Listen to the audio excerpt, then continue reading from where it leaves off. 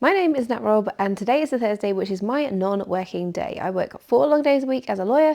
I have 3 kids, ages 6, 4 and 2, and on a Thursday, when I spend quality time with them, I like to encourage them to trash my house.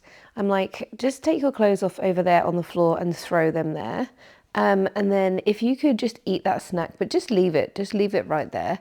Or maybe disintegrate that biscuit on the floor, throw those Cheerios on the ground, and hide some raisins under the sofa cushions. That would be awesome. And my kids are really good at listening to me, and so they do all of that. And so here we have Thursday's mess. But seriously though, I have a non-working day on a Thursday, and I do like to try to spend as much quality time as possible with my kids on that day, but also because it's my only non-working day during the week, we cram all of our after school activities into a Thursday, which inevitably leads to chaos. So once I pick up my kids, it's swimming lessons, boys brigade, and all the fun stuff, and included a trip to the supermarket to grab some essentials that we had run out of today. So for the large majority of the day, I went to a little local zoo with my 2-year-old.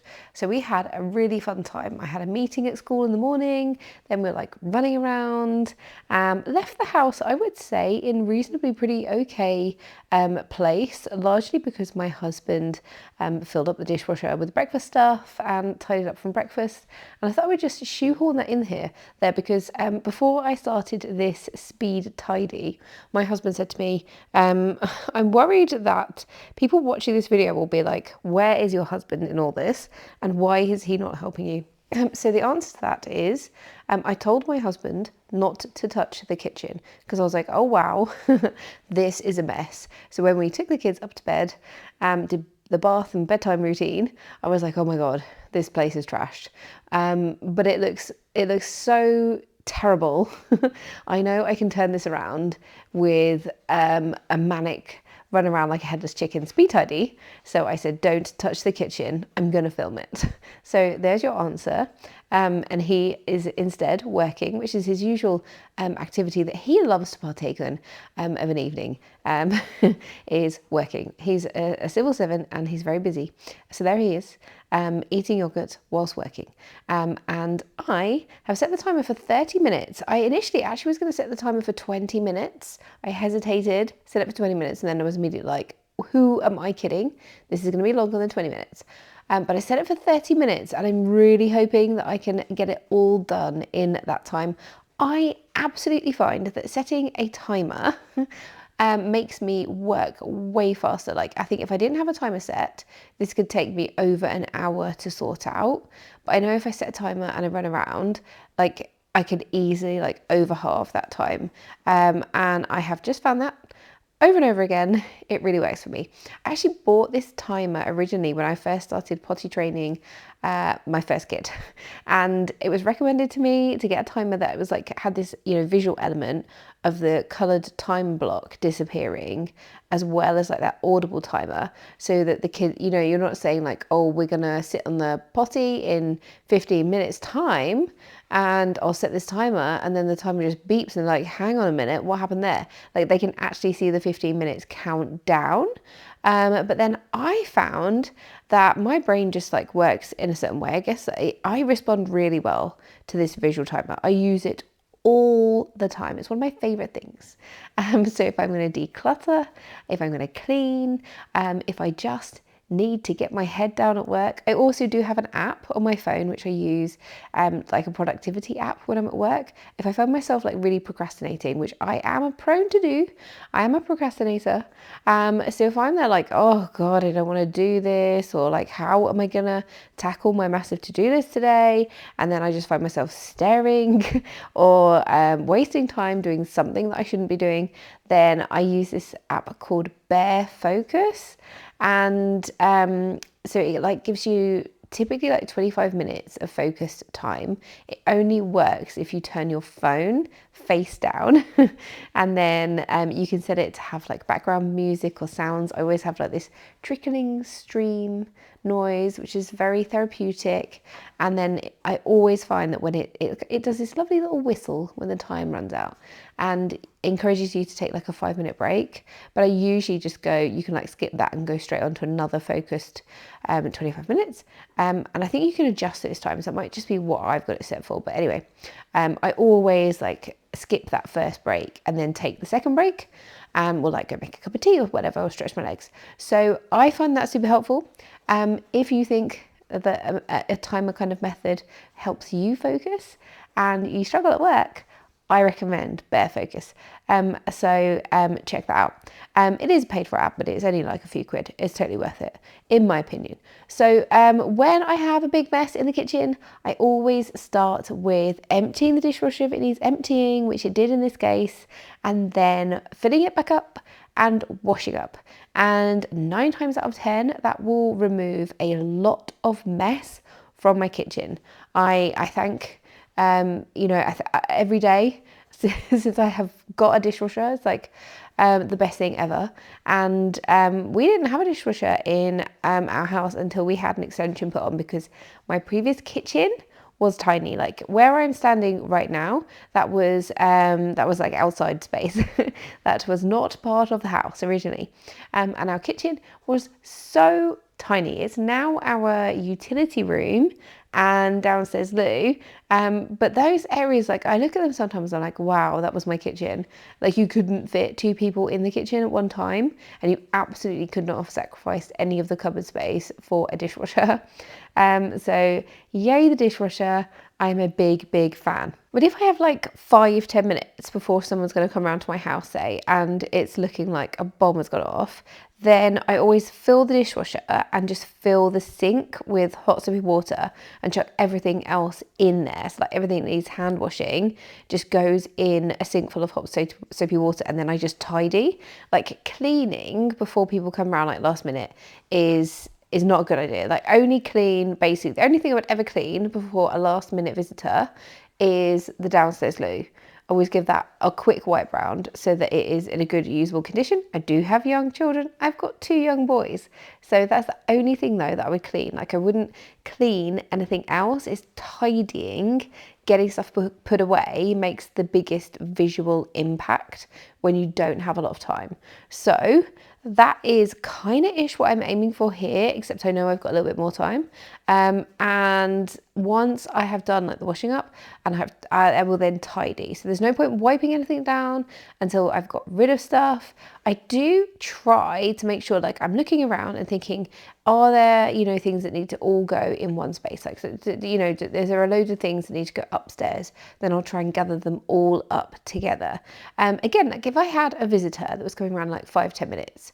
So let's say I don't have half an hour, I actually have 5 minutes. I would fill up the dishwasher, fill up the sink full of the stuff that needs hand washing, but I wouldn't do that. Then I would get my laundry basket, assuming that's empty. And if it's not, I would get a large bag and I would just go around the house putting everything in it. That's what I do. And that and a wipe round of the downstairs loo are done. Visitor ready, basically. I could have done that in this space, I think, even though it looked like a bomb had hit it. 5-10 minutes of just running around like a headless chicken, throwing everything in a bag would have done it. And then obviously sorting that bag out or the laundry basket later. And actually I do this when like I really need to like clean a space, if I need to like clean floors, or if I need to get the robot vacuum cleaner, which is my second favorite thing in the house when it comes to cleaning. If I wanted to get that started, because that typically takes like 45 minutes to an hour to go around the downstairs of the house. Like, it's not a speedy thing. It takes a bit of time, but it also is really good because it gets under things you don't normally, like I can't hoover under my sofa easily, or into the chairs, under the coffee table. It gets like under everything, gets all the dust bunnies. So if I wanted to get that on, then I do still like use the laundry basket and I just fill it up with stuff. And then while like the robot vacuum cleaner is working, I can then walk around the house with the basket, getting stuff out in different areas, and it stops me from running like backwards and forwards around the house, because I also do that. Like I sometimes don't think like, oh, what needs to go in this space, or I miss something, and I'm like, oh god, I'm running back and forth and wasting time.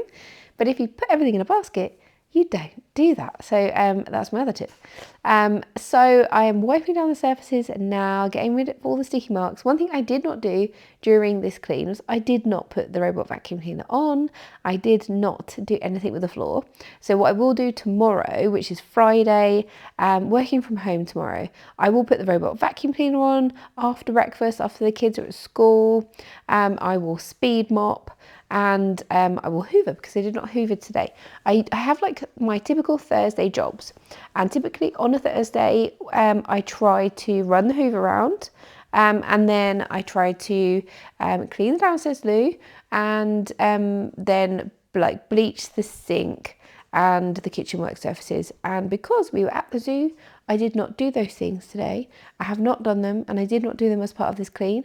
So I will do those things kind of in between work tomorrow. I do have a fairly busy day. I have a couple of client calls and some bigger projects that I'm working on. So, and also I'm going to start the loft clear out, which I've talked about. I feel like I've talked about it. And I declared March was going to be the month of decluttering my loft. But I knew the first couple of days of March fell on a weekend, and I had a half marathon. So I knew I was going to be doing that, like starting it on the 1st of March, whatever. But I hadn't factored in that I was in London basically for a large portion of this week, super busy with work, like all good stuff, all very interesting, but it meant that I was just simply not at home. So I couldn't start the loft. And then I had a big like client dinner on Tuesday night and a sore head basically on Wednesday. I'd overdone it. I'm not a big drinker, and any amount of alcohol really is too much for me. And I'd overdone it. All my colleagues had overdone it, so I wasn't alone in feeling rotten on Wednesday. But I also had a lot of work to do, and I felt rotten. So I did not get in the loft. So tomorrow I'm going to do that. I'm going to get in the loft, and my intention is to actually go like to the back of the loft. So not the stuff that is most accessible, but go to the back of the loft, pull a load of stuff out, and then spend a few days starting to tackle that. So here's a reminder of what things looked like before we started. Now, you may have noticed that I added 5 minutes to the clock. So the 30 minutes had run out, and I added 5 minutes. This was 35 minutes in total. I could have left it at the 30 minutes. Actually, I think it was absolutely fine. Just a bit of stuff in the living room. But having started, I wanted to finish, and I think that is really good going, given the chaos and the amount of stuff that is out. The 35 minutes was up. I had to cut off my husband on that side, so you don't see what all the exciting things he's working on. Not really, but I did that. So we have the addition of a husband, and but otherwise we got rid of a bunch of rubbish, and the washing up all stacked up there. I will bleach the sink tomorrow, but the work surfaces are looking way clearer, ready to tackle the chaos of breakfast tomorrow with the kids. And Friday, I must say, Friday is often a day where our house ends up looking like it could well all look exactly the same by the end of tomorrow because the kids are around a lot more on a Friday too. But we start with a fresh slate as much as possible with each new day. Thank you for watching. I will see you in the next one. Bye.